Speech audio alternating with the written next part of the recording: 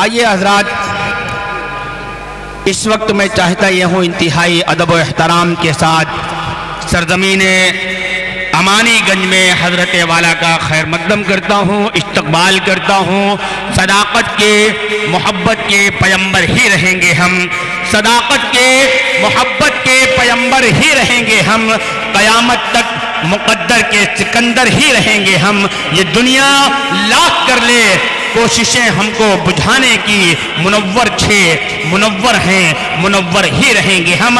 اسلام کے ضیاء پاشی قرآن پاک کی آیات کا ببانگ دہل اعلان دارالعلوم دیوبند کی مسند صدارت پر بیٹھ کر، مسند تدریس پر بیٹھ کر ایک طرف قرآن پاک کی حقانیت کو، حدیث نبویہ کو، قرآن علوم نبوت کے سینوں میں داخل کرنے، اور دوسری طرف ملت کے لیے، ان کی اصلاح کے لیے پورے ملک اور بیرون ملک کا دورہ کرتے ہوئے دارالعلوم دیوبند کے مقاصد کو، امت کے لیے اصلاح، امت کے لیے صلاح و فلاح کا کام انجام دینے والی شخصیت، انتہائی ادب و احترام کے ساتھ میں ملتمس گزارش کر رہا ہوں کہ الگ بات کہ چپ چاپ کھڑے رہتے ہیں، پھر بھی جو لوگ بڑے ہیں وہ بڑے رہتے ہیں، ایسے درویشوں سے ملتا ہے ہمارا شجرا جن کی ٹھوکر میں کئی تاج پڑے رہتے ہیں۔ اس وقت حضرت مولانا مفتی راشد اعظمی صاحب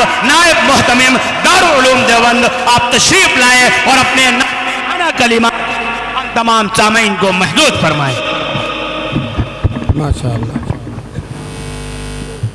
الحمدللہ الحمدللہ نحمده ونستعینه ونستغفره ونؤمن به ونتوکل علیہ ونعوذ باللہ من شرور انفسنا ومن سیئات اعمالنا، من یهده اللہ فلا مضل له ومن یضلله فلا هادی له، واشهد ان لا الہ الا اللہ وحدہ لا شریک له، واشهد ان سیدنا و مولانا محمد عبدہ ورسولہ صلی اللہ علیہ وسلم۔ اعوذ باللہ من الشیطان الرجیم، بسم اللہ الرحمن الرحیم۔ لا تحرک به لسانک لتعجل به ان علینا جمعہ وقرآنہ فإذا قرأناه فاتبع قرآنه ثم إن علينا بيانه۔ صدق اللہ العلی العظیم۔ وقال النبی صلی اللہ علیہ وسلم خیرکم من تعلم القرآن وعلمہ، او کما قال النبی صلی اللہ علیہ وسلم۔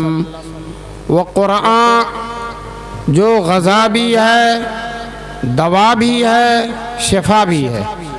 وقرآن جو غذا بھی ہے، دوا بھی ہے، شفا بھی ہے، اسی سے ہوتی ہیں سب طے منازل ہائے عرفانی۔ حضرت صدر جلسہ معزز اور محترم علماء کرام، محترم بزرگوں اور دوستوں، نوجوانان ملت، اللہ کا، عورتیں بھی، نیک مائیں اور بہنیں، اللہ کا لاکھ لاکھ کرم ہے، احسان ہے کہ اللہ تبارک تعالیٰ نے ہم سب کو اپنے اس عزیز اور اپنے اس محبوب مدرسہ امداد العلوم کے جلسے دستار بندی میں شریک ہونے کا موقع نصیب فرمایا۔ ماشاءاللہ یہ بستی امانی گنج، امانی کہتے ہیں تمناؤں کو، امانی کہتے ہیں تمناؤں کو۔ اللہ تبارک تعالیٰ امانی گنج کے لوگوں کی ساری تمنائیں دینی پوری فرمائے انشاءاللہ۔ آپ حضرات نے بڑی محبت کا ثبوت دیا، بڑے نعرے لگائے، اور دیوبند دیوبند تو اتنا کہا کہ جب سے یہ بستی شروع ہوئی ہے آج تک دیوبند کا اتنا نام نہیں لیا گیا ہوگا۔ ماشاءاللہ آپ حضرات نے دیوبند کی بھی محبت کا ثبوت دیا، اور دیوبند سے عقیدت نہ ہو تو آپ بے بہرا ہے جو معتقد میر نہیں، آپ بے بہرا ہے جو معتقد میر نہیں۔ دوستو دیوبند کی عقیدت نہ ہو تو جائیں گے کہاں ہم؟ دیوبند ہی کی برکت ہے کہ آج قال اللہ قال رسول کی صداؤں سے سارا عالم گونج رہا ہے، سارا ملک گونج رہا ہے۔ یہ مسجد، یہ منبر، یہ محراب یہ قال اللہ قال رسول کی صدائیں، یہ حفاظ قرآن، یہ علماء ربانی، یہ دین کے خدام، حضور صلی اللہ علیہ وسلم کے عشاق، یہ فقہا، یہ محدثین، یہ مفسرین جو پوری دنیا میں پھیلے ہوئے ہیں، سب فیض اور برکت ہے دارالعلوم دیوبند کی۔ دوستو، انگریزوں نے اپنے دور حکومت میں جب ان کی حکومت پختہ ہو گئی تھی اور پورے ملک پر ان کا قبضہ ہو گیا تھا اور وہ یہ سمجھ رہے تھے اب قیامت تک اس ملک سے جانا نہیں ہے، ہم کو قیامت تک اس ملک سے جانا نہیں ہے، تو اپنے حکومت کے نشے میں، اقتدار کے گھمنڈ میں، انگریز وزیر تعلیم لارڈ میکالے نے اعلان کر دیا کہ ہم انگریزی مشن اسکول قائم کر کے، انگریزی تعلیم رائج کر کے، انگریزی تہذیب و تمدن کو اس ملک میں لا کر ہم ایسے ہندوستانی بنائیں گے جو صورت و شکل کے اعتبار سے ہندوستانی ہوں گے اور ذہن و دماغ کے اعتبار سے انگریز ہوں گے۔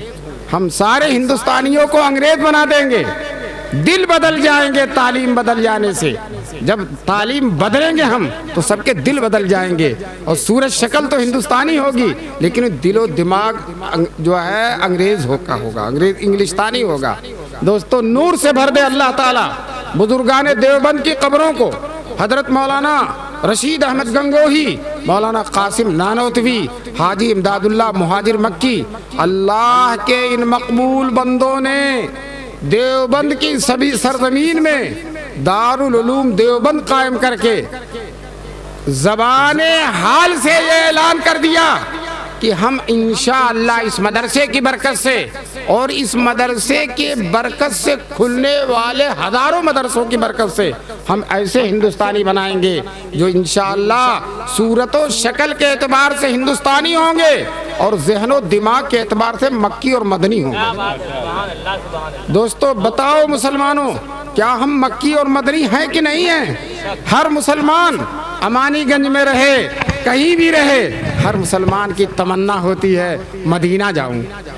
چنانچہ کہتا ہے ہر مسلمان کے دل کی آرزو ہوتی ہے، دل کی آواز ہوتی ہے، دکھا دے یا الہی وہ مدینہ کیسی بستی ہے، دکھا دے یا الہی وہ مدینہ کیسی بستی ہے جہاں پر رات دن مولا تیری رحمت برستی ہے۔ دوستو، دارالعلوم دیوبند کے بانی مولانا قاسم نانوتوی رحمۃ اللہ علیہ نے بچپن میں خواب دیکھا تھا میں خانہ کعبہ کی چھت پر ہوں اور میرے جسم سے دودھ کی نہریں نکل کر ہر طرف جا رہی ہیں۔ خانہ کعبہ کی چھت سے دوستو ساری دنیا میں روحانیت اور ایمانیت کا فیضان خانہ کعبہ سے ہوتا ہے۔ کہتے ہیں میں خانہ کعبہ کی چھت پر ہوں اور دودھ کی نہریں ہر طرف بہ رہی ہیں میرے جسم سے نکل کر۔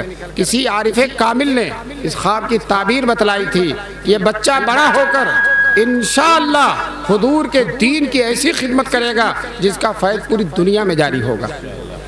ابھی چند سال پہلے امام حرم دارالعلوم دیوبند میں تشریف لائے تھے اور اپنی تقریر میں انہوں نے کہا، حالانکہ وہ عرب کے رہنے والے، اپنی تقریر میں کہا میں دنیا کے ہر ملک میں جاتا ہوں، امام حرم ہونے کی حیثیت سے میرا دورہ ہوتا، لوگ بلاتے ہیں، میں جس ملک میں بھی جاتا ہوں دارالعلوم دیوبند کا فیض سورج اور چاند کی طرح چمکتا ہوتا ہے۔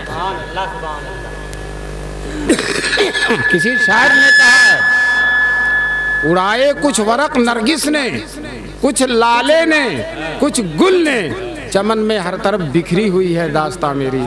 دوستو، دارالعلوم دیوبند کے بانی مولانا قاسم نانوتوی، انہوں نے جب مدرسے کو کھولا، مدرسے کو شروع کیا، 8 اصول لکھے ہیں اپنی قلم سے۔ ان میں سے ایک یہ بھی ہے، یہ مدرسہ کسی حکمراں پر، حکومت پر بھروسہ نہیں کرے گا، کسی مالدار جاگیردار اور کسی جاگیر اور جائیداد پر بھروسہ نہیں کرے گا، یہ مدرسہ اللہ کے توکل پر قائم رہے گا انشاءاللہ۔ عام غریب مسلمان جو بڑی محبت سے چندہ دیتا ہے، بڑے ہی شوق و ذوق سے دین کی خدمت کرتا ہے، ان کے چندوں میں برکت ہے، ان کے چندوں میں برکت ہے۔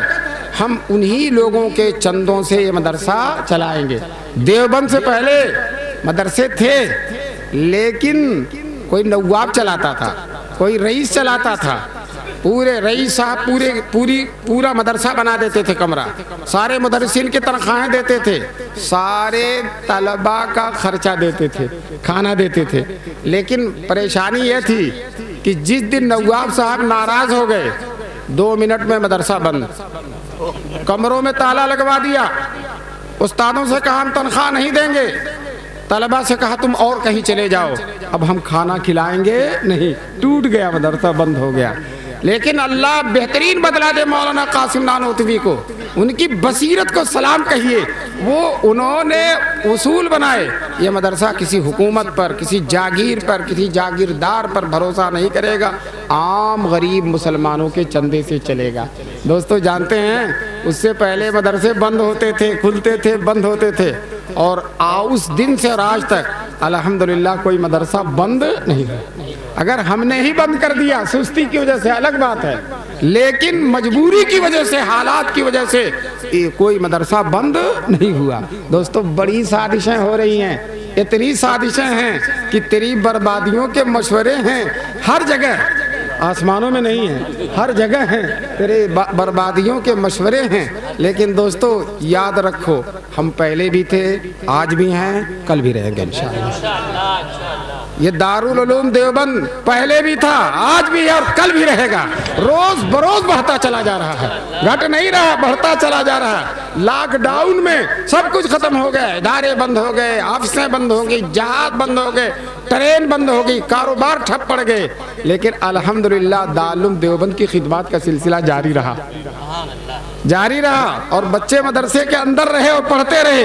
दोस्तों कोई चीज इंशाअल्लाह बंद करने वाली नहीं है। चुनांचे एक वाकया सुनाऊं कि जो चंदे के मदरसे हैं वो हमेशा चलते रहते हैं। क्यों? बादशाह आज है कल नहीं रहेगा, अगर बादशाह पर भरोसा करो तो आज है कल नहीं रहेगा, मशीन साथ न दे तो गया। और इसी तरह से जो है नवाब रईस कभी भी हमेशा नहीं रहने वाले हैं, और ये आम मुसलमान जो कुर्सियों पर बैठे नजर आ रहे हैं हमेशा रहेंगे इंशाअल्लाह। ये नहीं रहेंगे, इनके बच्चे रहेंगे, पोते रहेंगे, पड़पोते रहेंगे।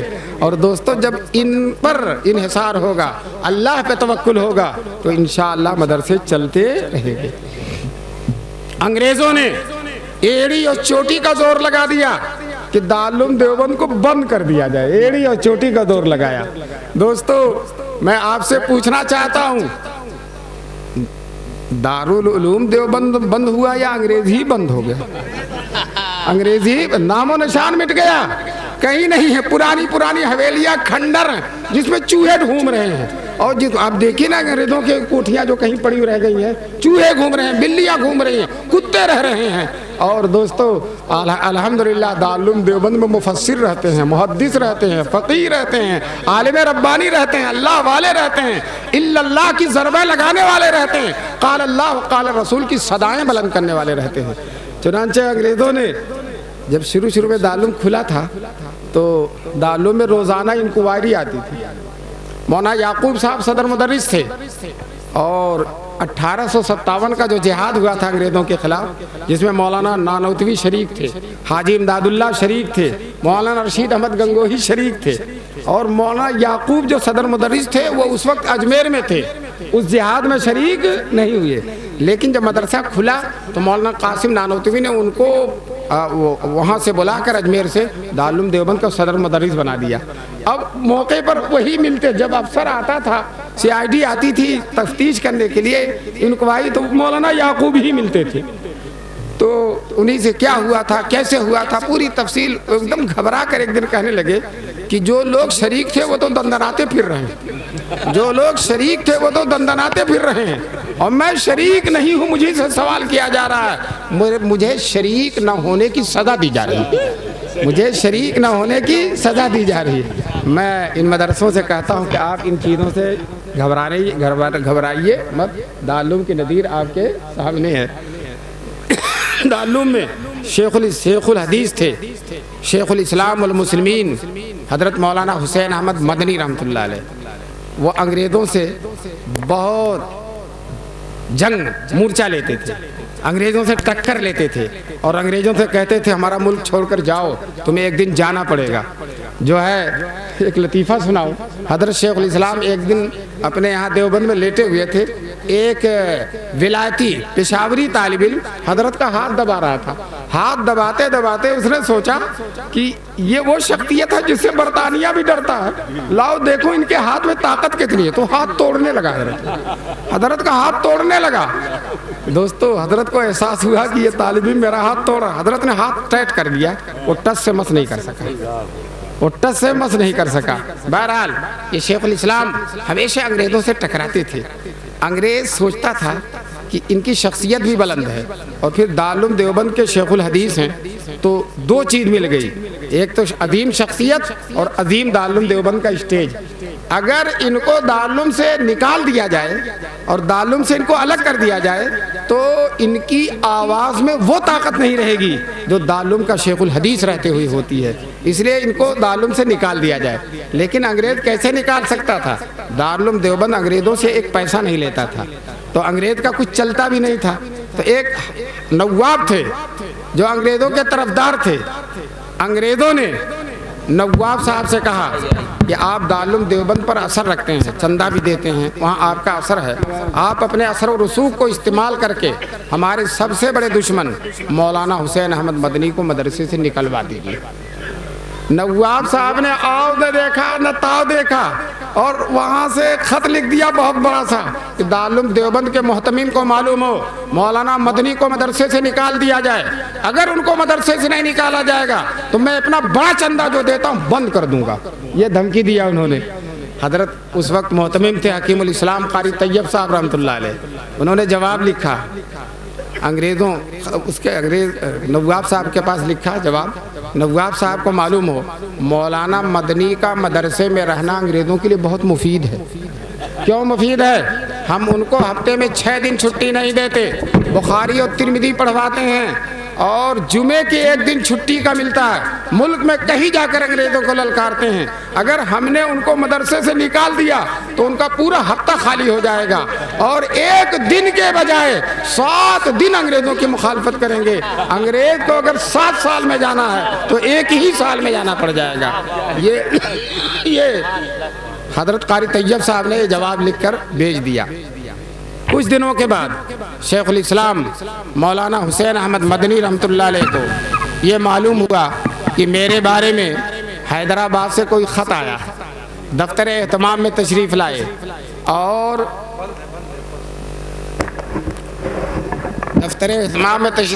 حضرت محتمیم صاحب سے کہا حضرت میرے بارے میں حیدرآباد سے کیا خط آیا ہے اور آپ نے کیا جواب دیا؟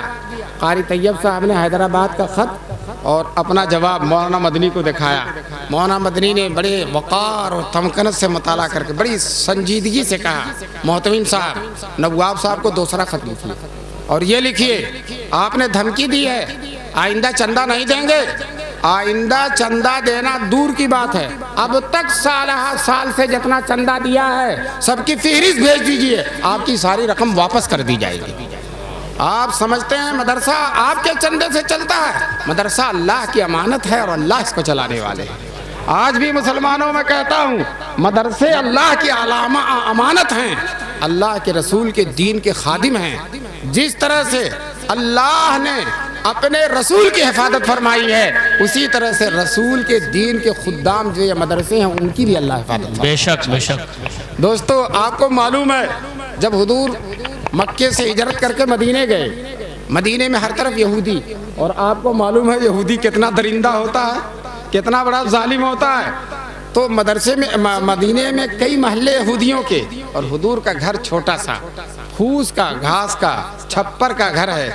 ڈر یہ کوئی یہودی آگ نہ لگا دے. رات میں صحابہ کرام اپنے طور پر رات میں حضور کے گھر کی نگرانی کرتے تھے. ایک دن رات میں اپنے کمرے میں اپنے گھر میں حضور سوئے, چھوٹا سا ایک روم ہے اسی میں شہنشاہ کونین رہتے ہیں, ایک چھوٹا سا کمرہ ہے, اور دوستو شہنشاہ کونین اسی میں جبریل بھی آ رہے ہیں, وحی الہی اتر رہی ہے, اور اللہ کا سب سے بڑا محبوب اس میں رہتا ہے. چنانچہ گھر میں سوئے ہوئے ہیں, رات میں جبریل آتے ہیں, قرآن کی آیت لاتے ہیں, یا ایھا الرسول بلغ ما انزل الیک من ربک, اے رسول اللہ کی طرف سے جو حکم آیا اسے پہنچا دیجیے.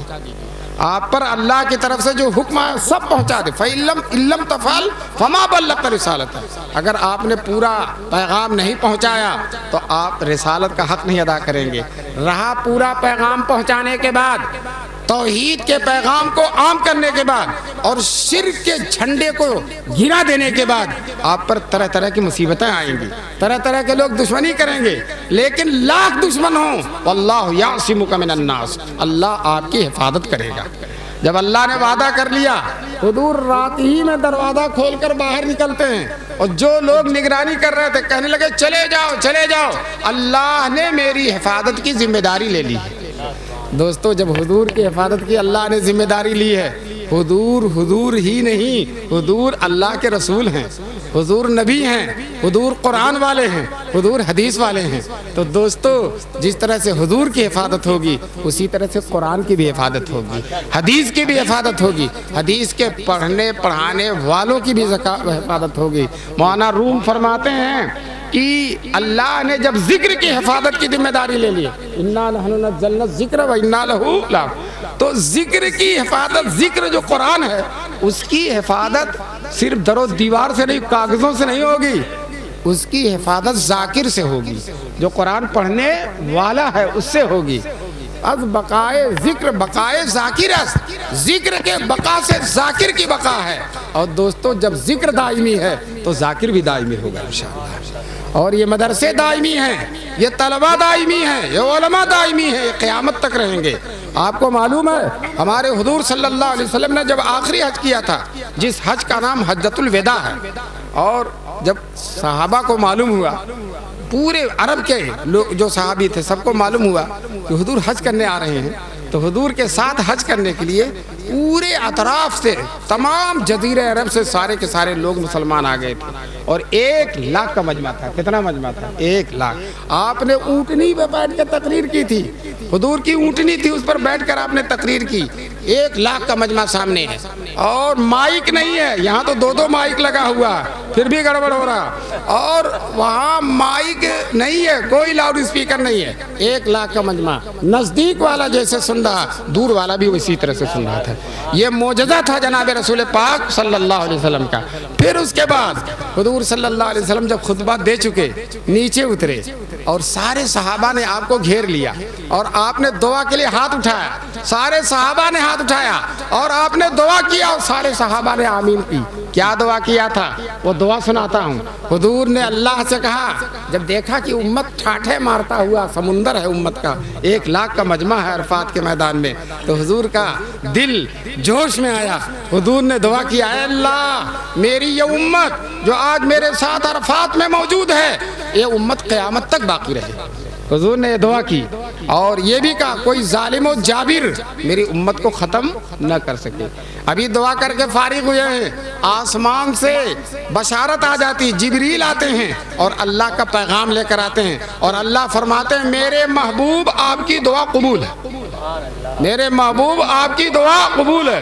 اے مسلمانوں، اس مقبول دعا کے بلبوتے پر میں کہتا ہوں، اس ملک میں، اس دنیا میں، اس عالم رنگ و بو میں کوئی رہے یا نہ رہے، ہم تو قیامت تک رہیں گے انشاءاللہ، ہم تو قیامت تک رہیں گے. ہمارے سر پر دعا ہے جناب رسول پاک صلی اللہ علیہ وسلم کی. دوستو جب ہم قیامت تک رہیں گے تو یہ آپ کا مدرسہ امداد العلوم یہ بھی انشاءاللہ قیامت تک رہے گا. دارالعلوم دیوبند، مظاہر العلوم سہارنپور، ندوۃ العلماء، چپے چپے میں جتنے مدارس ہیں انشاءاللہ سب کے سب قیامت تک ہوں گے. اس لیے کہ یہ مدارس کے علماء اور طلبہ بھی تو حضور کی امت ہیں، اور جب حضور کی امت قیامت تک باقی رہے گی تو یہ مدارس بھی قیامت تک باقی رہیں گے انشاءاللہ، باقی رہیں گے. جو لوگ مدارس کی مخالفت کرتے ہیں، سازشیں کرتے ہیں اور طرح طرح کی مخالفتیں کرتے ہیں، دوستو ایک دن آئے گا کہ وہ نہیں رہیں گے اور مدرسے رہیں گے انشاءاللہ، وہ نہیں رہیں گے اور مدرسے. بہت بڑے بڑے فرعون اور شداد اور نمرود اور حامان پیدا ہوئے، اور کب آئے کب گئے کسی کو پتہ ہی نہیں چلا. اور نبیوں کی تعلیم، نبیوں کی نبوت، نبیوں کی رسالت اور رسول پاک صلی اللہ علیہ وسلم کی امت انشاءاللہ ثم انشاءاللہ کبھی ختم ہونے والی نہیں ہے. ہم مسلمانوں امت کی سب سے بڑی خدمت یہ دینی مدرسوں سے ہو رہی ہے. انہی مدرسوں سے بڑے بڑے لوگ پیدا ہوئے. انہی مدرسوں سے حضرت مولانا الیاس صاحب پیدا ہوئے جن کی تحریک عالمی تحریک ہے. اور اسی مدرسے سے جو ہے شیخ الہند پیدا ہوئے, شیخ الاسلام پیدا ہوئے, حکیم الامت مولانا اشرف علی تھانوی پیدا ہوئے. آج جن کی خدمات سے پورا عالم منور ہو رہا ہے. دوستو یہ مدرسے بڑی عظیم نعمت ہیں, بڑی عظیم دولت ہیں. اللہ تبارک تعالیٰ ان مدرسوں کو قبول فرمائے. اور ان مدرسوں کا سلسلہ شروع کیا ہے ہمارے رسول پاک صلی اللہ علیہ وسلم نے. حضور کا بھی مدرسہ تھا جس کے بانی اور محتمم حضور تھے, اور بانی اور محتمم وہی ہوتا جو طلبہ کے کھانے کا انتظام کرے. تو ایک صفہ ہے آج بھی مدینے میں موجود ہے, اسی میں کچھ طلبہ رہتے تھے 80-85, کبھی گھٹتے تھے کبھی بڑھتے تھے. جیسا کہ مدرسوں میں لاک ڈاؤن میں گھٹ گئے اور لاک ڈاؤن کے بعد کچھ بڑھ گئے, اور لاک ڈاؤن سے پہلے بہت زیادہ تھے. تو گھٹتے بڑھتے وہ حضور کے مدرسے کے بچے بھی گھٹتے بڑھتے رہتے تھے, اور ان کے کھانے کا انتظام حضور فرماتے تھے.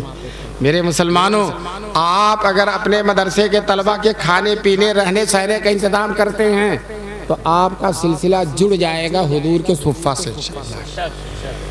میں نے ایک مثال دی, جیسے آپ موبائل میں کچھ ڈالیے, پیسہ وغیرہ کوئی چیز ڈالی, فوراً پہنچ جاتا ہے. اسی طرح سے آپ نے مدرسے میں کسی مدرسے میں چندہ دیا, وہ صفہ تک پہنچ گیا, وہ حضور کے صفہ تک پہنچ گیا. اس کے طالب علموں میں حضرت ابو ہریرہ بھی تھے, اور جب حضور کے گھر فاقہ ہو جاتا تھا تو حضور کے مدرسے میں بھی فاقہ ہو جاتا تھا. چنانچہ کسی شاعر نے کہا ہے, جو کی روٹی بھی پکتی نہیں ان کے گھر, جو کی روٹی بھی پکتی نہیں ان کے گھر, جن کی خاطر بنا عرش و لوح و قلم.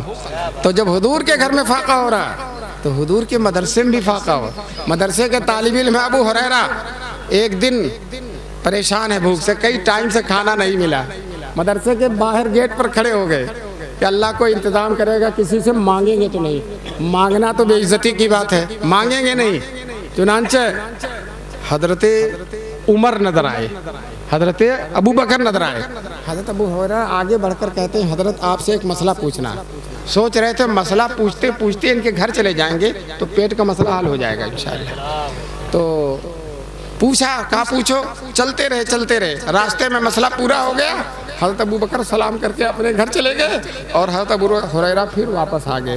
پھر حضرت عمر ملے, سوچا لاؤ ان سے سوال کرنے کا, حضرت ایک مسئلہ پوچھنا ہے.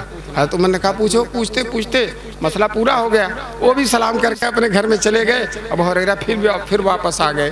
اتنے میں جناب سرور کونین صلی اللہ علیہ وسلم نظر آئے. ابو ہریرہ نے سوچا یہ وہ در ہے کہ جس در سے کوئی امید ٹھکرائی نہیں جاتی, یہ وہ در ہے کہ جس در سے کوئی امید ٹھکرائی نہیں جاتی. حضور سے کہا اللہ کے رسول ایک مسئلہ پوچھنا. حضور سمجھ گئے, کہنے لگے مسئلہ رہنے دو میرے ساتھ چلو, مسئلہ رہنے دو میرے ساتھ چلو. چنانچہ جو ہے حضور اپنے ساتھ لے گئے, ابو ہریرہ کو گھر کے باہر کھڑا کر دیا. گھر کے اندر گئے, کہا مہمان ابو ہریرہ کھڑے ہیں, کچھ ہے؟ تو اہلیہ مطہرہ نے کہا ایک پیالہ دودھ ہے. ابو ہریرہ باہر سے سن رہے ہیں, انہوں نے سوچا یہ دودھ تو میرے حصے میں ہے, طے ہے انشاءاللہ, یہ تو مجھے مل کر رہے گا جب یہ دودھ ہے.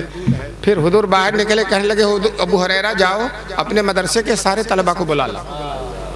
صفہ میں 80 طالب علم, ایک پیالہ دودھ اور 80 طالب علم. جو ہے ابو ہریرہ چاروں ناچار گئے, اور راستے میں سوچتے جا رہے ہیں کہ 80 آدمی ہیں تو ایک پیالہ ہے, مجھے کیا ملے گا, میں ہی اگر پلاؤں گا تو مجھے تو کچھ بھی نہیں ملے گا. خیر سب کو بلا لائے. حضور نے پیالہ ابو ہریرہ کو دے دیا. ابو ہریرہ پلاؤ, سب کو پلاتے رہے, سب کو سب پی پی کے الگ ہوتے رہے. پھر حضور صلی اللہ علیہ وسلم نے آخر میں ابو ہریرہ سے کہا تم پی لو. ابو ہریرہ نے پیا, کہا اور پی لو, اور پیا, اور پی لو. کہنے لگے اللہ کے رسول گلے تک آ گیا. پھر حضور نے اب لے کر پی کر ختم فرما دیا. بتاؤ ایک پیالہ دودھ میں اتنے سارے لوگ شکم سیر ہو گئے. مسلمانوں اسی کا نام برکت ہے. ہم کثرت کے چکر میں رہتے ہیں, ادھر سے پیسہ ادھر سے پیسہ ادھر سے پیسہ, لیکن برکت کے چکر میں نہیں رہتے. دوستو حضور کی یہ برکت آج الحمدللہ ان علماء کو ملی ہوئی ہے. ان کی تنخواہیں تھوڑی ہوتی ہیں, معمولی تنخواہ, لیکن ماشاءاللہ اللہ تعالیٰ ایسا کھلاتا ہے, ایسا پہناتا ہے کہ 1.5 لاکھ تنخواہ پانے والوں کو وہ نصیب نہیں ہے. آپ کے گھر بھی دیسی مرغا اسی وقت کٹتا ہے جب کوئی مولانا مہمان ہوتے ہیں۔ اللہ خوب کھلا رہا ہے۔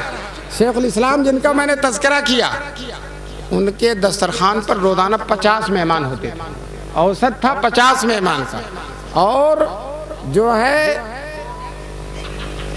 جتنے بھی مہمان، حضرت کی تنخواہ صرف 500 روپیہ، اور 50 مہمان روزانہ کھا رہے ہیں، اور سالن اور روٹی، سادہ کھانا۔ آج دارالعلوم دیوبند میں محدث ہیں مولانا نعمت اللہ، وہ کہتے ہیں میں نے طالب علمی کے زمانے میں شیخ الاسلام کے دسترخوان پر سالن اور روٹی کھائی تھی، وہ لذت وہ لذت وہ لذت، آج 95 سال کی عمر ہو گئی ہے، پوری عمر میں وہ ایسا لذیذ کھانا کہیں ملا ہی نہیں۔ بادشاہوں کے بھی دسترخوان پر گیا، نوابوں رئیسوں کے بھی، لیکن اس مرد قلندر کے دسترخوان پر جو لذت تھی وہ کہیں نہیں ملی۔ دوستو جانتے ہیں کس کی لذت ہے؟ تقویٰ کی لذت ہے، یہ حدیث کی لذت ہے، یہ وراثت نبوت کی لذت ہے، یہ علم دین کی لذت ہے، یہ للہیت کی لذت ہے، یہ رزق حلال کی لذت ہے۔ اللہ تبارک تعالیٰ اس لذت سے ہم سب کو آشنا فرمائے۔ آج کل ہمارے لوگ بچوں کو مدرسے میں نہیں بھیجتے، سوچتے مدرسے میں جائے گا 12,000 تنخواہ پائے گا، کام کیسے چلے گا؟ انگلش میڈیم میں بھیج رہے ہیں، نیکر پہنا کر ٹائی لگا کے چھوٹے چھوٹے بچوں کو انگلش میڈیم میں بھیج رہے ہیں۔ ہم کہتے ہیں پڑھاؤ جو چیز پڑھاؤ، لیکن سب سے پہلے دین پڑھانا تم کو، سب سے پہلے حضور کو پڑھانا ہے، حضور کی باتیں پڑھانی ہے۔ آپ اپنے بچوں کو سب سے پہلے مکتب میں بھیجو، وہ قرآن پڑھے گا، ناظرہ پڑھے گا، اتحیات پڑھے گا، دعائے قنوت پڑھے گا، درود شریف پڑھے گا، اور اسی طرح سے ہماری بچیاں پڑھیں گی۔ دوستو یاد رکھو، جو بچے مکتب میں پڑھ گئے یا جو بچیاں مکتب میں پڑھ گئیں اور مکتب میں داخل ہو کر آگے بڑھی ہیں، وہ چاہے کہیں بھی جائیں، انشاءاللہ کتنا بھی خراب ماحول ہوگا ان کے سینے سے ایمان کا نور رخصت نہیں ہوگا انشاءاللہ۔ آج بچے اور بچیاں مرتد ہو رہی ہیں، غیروں کے ہاتھ میں جا رہی ہیں، یہ وہی ہیں جن کو شروع سے انگلش میڈیم میں لگا دیا گیا۔ اگر ان کو پہلے مکتب میں لاتے، دین سکھاتے، اللہ اس کے رسول کے جلووں سے ان کے سینے کو منور کرتے، انشاءاللہ ان کے سینے سے ایمان کا نور کبھی رخصت ہی نہیں ہوتا۔ یہ ہمارا قصور ہے، ہماری خرابی، ہماری بربادی ہے۔ ایک لڑکا نماز نہیں پڑھتا تھا، اس کے ابا حضرت تھانوی رحمۃ اللہ علیہ کے یہاں لے گئے کہ حضرت یہ میرا بیٹا نماز نہیں پڑھتا، دعا کر دیجئے۔ تو حضرت نے کہا بیٹے نماز کیوں نہیں پڑھتے ہو؟ تو کہنے لگا کس کی نماز پڑھوں، مجھے تو اللہ کا یقین ہی نہیں ہے، یہ میرا باپ ہے، اس نے مجھے کبھی اللہ کا یقین دلایا، اللہ کی بات بتائی، اس نے چھوٹے ہی سے میرا گلا کاٹ دیا اور مجھے 2 غیروں کے حوالے کر دیا، آج میں کیسے نماز پڑھوں گا؟ تو اس طرح سے بڑی بے رحمی کی بات ہوگی۔ ہم اپنے معصوم غنچوں کو، معصوم بچوں کو جو حضور کے لاڈلے ہیں، ان کو شروع ہی سے ہم ان کے دل میں حضور کی بات نہ ڈالیں، یہ ہماری بہت بڑی بھول ہوگی۔ اس لیے مسلمانوں طے کرو کہ انشاءاللہ ہم اپنے بچوں کو مکتب میں لائیں گے، انشاءاللہ مکتب میں لائیں گے، مکتب میں پڑھ کر وہ جو چاہے پڑھے، ڈاکٹر بن جائے، انجینئر بن جائے، ہم کسی چیز کے مخالف نہیں ہیں۔ آج علماء جیسے روشن دماغ ہے الحمدللہ کہ مدرسہ بھی چلاتے ہیں اور اصلی تعلیم کی درسگاہیں بھی چلا رہے ہیں، لیکن دین پہلے ہے اور دنیا بعد میں۔ پہلے اللہ کا نام ہے، رسول اللہ کا نام ہے، صحابہ کرام کا نام ہے، چاروں اماموں کا نام ہے، بزرگوں کا نام ہے، اور اس کے بعد پھر غیروں کی تعلیم ہے۔ شروع میں بالکل ننھے منھے غنچے کو ہم اس کے دل کو خراب نہیں کریں گے غیروں کی تعلیم سے آلودہ کر کے، جو دین سیکھ لیں گے، جو چاہیں گے سکھائیں گے۔ اور یاد رکھو، جو بچے حفظ کر کے انگریزی تعلیم میں جاتے ہیں، عالم بن کے انگریزی تعلیم، اس میں بھی بہت آگے ہوتے ہیں۔ اس میں علی گڑھ کے پروفیسران خود داڑھی بھی نہیں رکھتے، نماز بھی پتہ نہیں پڑھتے ہیں کہ نہیں پڑھتے، اپنے بچوں کو حافظ بناتے ہیں۔ پوچھا گیا کیوں حافظ بناتے ہو؟ کہنے لگا حافظ ہو جائے گا تو انگریزی تعلیم پڑھنا آسان ہو جائے گا اس کو۔ لیکن دوستو یہ نیت اچھی نہیں ہے۔ قرآن کو اس لیے پڑھایا جائے کہ انگریزی تعلیم کا زینہ بنے، یہ الگ بات ہے کہ وہ بن جائے گا۔ اور میں آپ سے بتاؤں، ابھی میں نانوتا میں ایک مکتب ہے وہاں گیا، اور ایک بچہ 15 پارہ کا حافظ، اور اس نے انگریزی میں تقریر کی، اور حضور صلی اللہ علیہ وسلم سے لے کر حضرت آدم تک پورا نسب زبانی سنا دیا، اور انگریزی میں ایسی اچھی تقریر کی اس بچے نے، فر بہت اس لیے کی، جو عربی پڑھ لیتے ہیں تو انگریزی بولنا بھی ان کے لیے آسان ہو جاتا ہے، تو شاندار بولتے ہیں۔ اب وہاں ڈاکٹر لوگ تھے، انجینئر لوگ تھے، بڑے بڑے وکلا تھے، وہ کہنے لگے ہم لوگوں کی پوری زندگی اسی وادی میں گزری ہے، عمر گزری ہے اسی دست کی سیاہی میں، پانچویں پشت ہے شبیر کی مداحی میں، ہماری پوری عمر اسی میں گزری ہے، لیکن ہم اتنی شستہ اور بہترین انگریزی نہیں بول سکتے۔